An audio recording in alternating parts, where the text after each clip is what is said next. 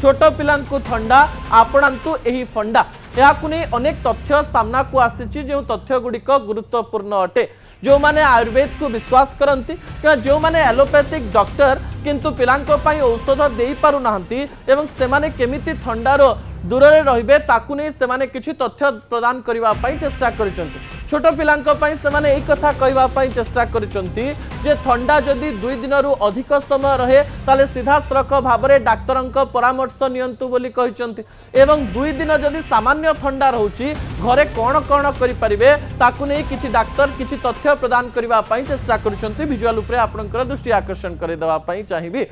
सेमाने कहते जे बयस जदि 5 वर्ष रु अधिक ताले प्रतिदिन राति पिलामानंकु क्षीर हलदी एवं जुआणी दिया जाई पारिबो एवं जदि पिलांकर बयस कम ताले रसुण एवं जुआणी को गरम करी पिलांक काख पाखरे बा पिलांक पाखरे रखिले मध्य तांकु अधिक ठंडा हुए नाही।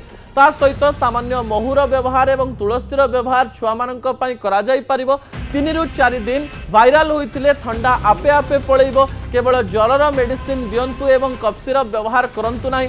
डाक्तरंक बिना परामर्श रे कोनोसी कार्य करंतु नाही बोली कहिसंती। एही समय रे हळदी अदा महू तुलसी एवं जुआणीर व्यवहार अधिक बढ़ांतु एवं विभिन्न उपाय छुआ मानक शरीर रे एहार व्यवहार कले पिला मानकर ठंडा भल होइजिवो। ए प्रकार कथा अनेक डाक्टर कहवा पई चेष्टा करिसंती।